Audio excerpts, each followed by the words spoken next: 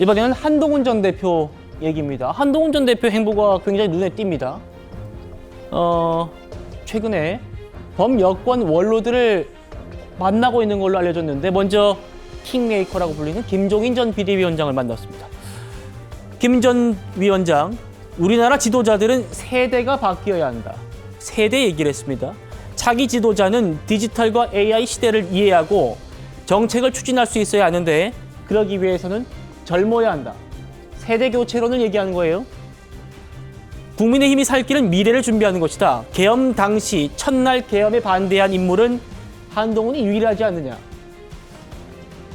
김 전 위원장이 한동훈 전 대표를 굉장히 추켜 세우고 있는 그런 모습이군요. 과거에도 한 전 대표가 김종인 위원장한테는 깍듯하게 인사했었습니다. 만나보시죠. 언제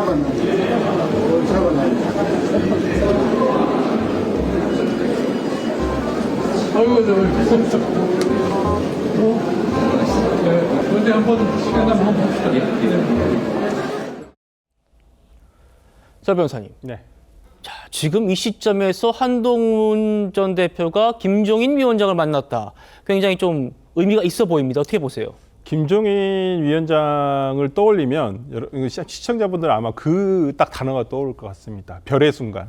별의 순간. 별의 순간이 떠오를 것 같은데 김종인 위원장을 만남에 있어서도 뭐 여러 가지 포석이 있지 않았나. 뭐 한동훈 대표가 그걸 의도했는지 안 했는지는 모르겠습니다만은 뭐 어찌됐든 간에 김종인 전 비대위원장이 굉장히 보수 진영에서는 그래도 현자라는 어떤 그 위치를 점하고 있고 또 어떠한 정치를 앞날을 좀 들여다보는 뭐 그런 또 해안도 있으신 것은 분명하기 때문에 저는 만나셨을 것이라 생각을 하고 최근에 뭐 한동훈 대표가 주변에 계신 분들 얘기를 통하면 뭐 2월 안에는 뭐 등판을 할 것이다 라고 지금 얘기가 나오는데 아마 이러한 뉴스들을 우리가 접하게 되는 것도 한동훈 대표가 슬슬 몸을 풀고 있구나라는 얘기인데 저는 한동훈 대표가 어떻게 등장하느냐가 가장 중요하다고 봅니다. 근데 이제 그것들이 최근까지 그 한동훈 대표에 대한 비판을 하신 분들, 특히나 보수 진영에서 비판하신 분들이 그런 얘기를 하시는 것도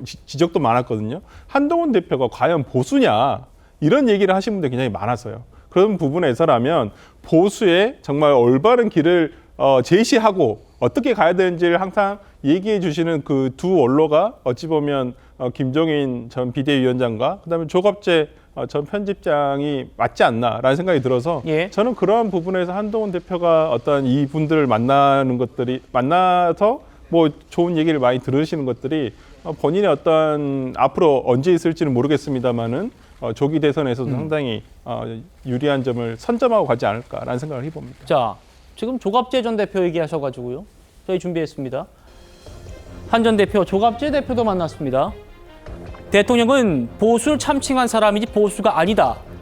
굉장히 대통령을 비판해오고 있는 그런 분이죠. 보수가 다시 살려면 대통령과 헤어지면서 왜 헤어지는지를 설명해야 한다. 왜 헤어지는지. 한동훈의 출마 선언 시기는 빠를수록 좋다. 이런 얘기도 하고요. 그리고 유인태 전 장관 얘기도 들립니다.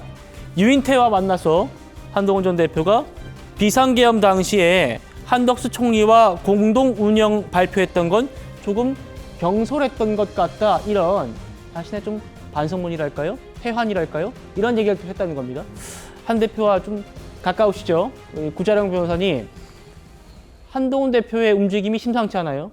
그렇죠. 사실 준비를 하시는 건 맞는 것 같아요. 그리고 제가 딴 데서 또 뭐 얘기했으니까 하는 건데 사실 며칠 전에 둘이서 식사를 했거든요. 그때 저도 한 전 대표와 둘이서 최근에 식사를 하셨어요? 그래서 뭐라던가요?